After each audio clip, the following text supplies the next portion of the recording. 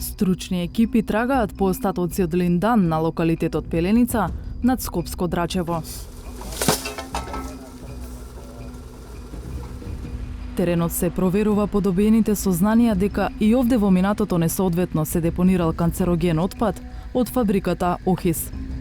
Отчитуваме концентрација на хемиски елементи во почва. Моментално мериме хлор и евентуално присуство на живо. Колку? Значи некаде од прилика 109.000 ppm за хлорот, жива нема идентификувано. Ова што значи? Висока контаминација? Висока контаминација. И пред да стигнат лабораториските резултати, стручњаците можат да претпостават од каде се високите концентрации. Мерењата до сега на ова прва бушотина укажуваат дека до длабина 3 до 4 метри се регистрирани присуство на поголема количина на хлор. Тоа значи дека се остатоци од процесот на производство на линдан? Тоа е најверојатно. Најверојатно присуство на хлорот не може да биде од друго потекло, најверојатно е од присуство линданот, да. Специјализираниот тим има задача на повеќе места да земе примероци од почва на различна длабочина. Очекувањата им се да допрати до јами со бетонски зидови, во кои според прелиминарните податоци отпадот бил депониран во метални буриња и покриен со земја. Освен почва, ќе се анализираат и подземните води. Имаме точки на кои што треба да вршиме испитувања, а плавите точки тоа се локации кај што треба да се констатира дали во длабина имаме присуство на подземна вода и можно присуство на одредени елементи по самата подземна вода. Теренското истражување е по откапа на Министерството за животна средина. Додека се трага под површината, миризбата во воздухот е слична како во околината на Охис. Па мирисот се чувствува, налетавме на една сонда која што покажа дека има депониран отпад тука. Кога ги очекувате официјалните резултати? Па теренско истражување ќе трае едно 5-6 дена. Ќе се земат примероци, истите ќе треба да се анализираат во лабораторија, па да се направат сите тие пресметки, естимации, 3D модели на локацијава и некаде до крајот на годината се очекува да се добијат финалните резултати со проценети количини на отпад и на контаминирана земја, со модели, опции за ремедиација и со тоа колку би чинале тие опции.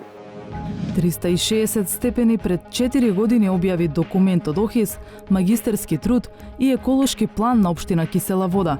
3 индикации што укажуваа дека депонија со линдан има и надвор од кругот на фабриката.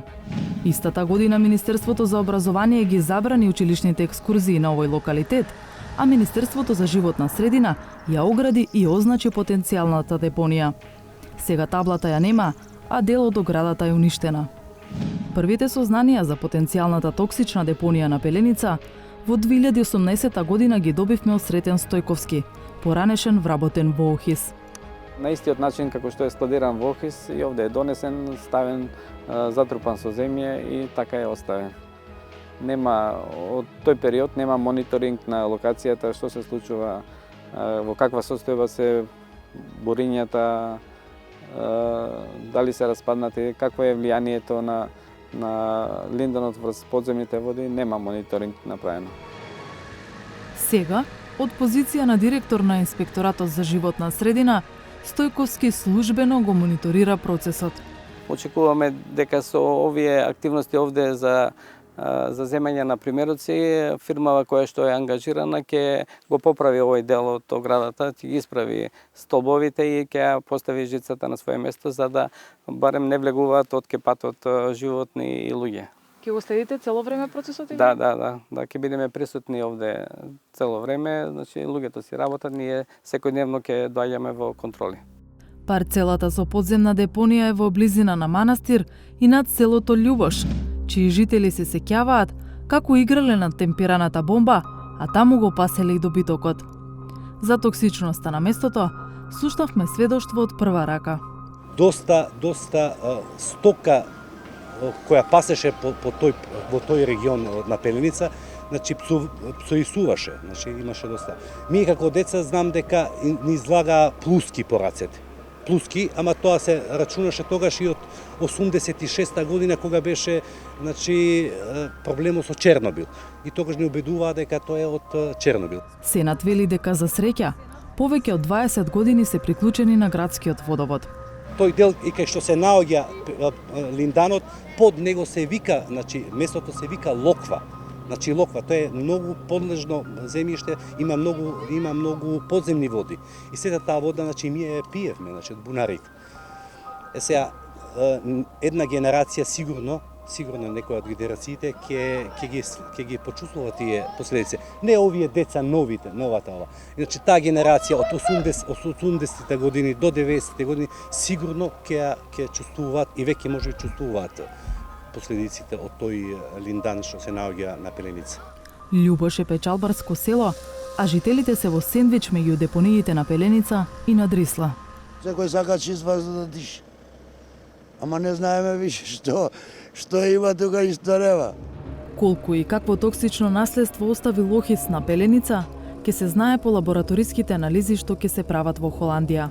Само теренското истражување чини околу 50.000 евра, а допрва ќе се прават пресметки и колку би чинело чистењето на оваа локација. За сега се чисти само помалата од двете депонии со линдан во кругот на фабриката Охис, која се смета за најжешка еколошка точка во земјава. Чистењето на малата депонија се очекува да трае уште една година, а за големата се уште не се најдени пари. Процесот е скап, па прашање е кога на дневен ред ќе стигне не само незиното, туку и чистењето на дивата депонија на Пеленица.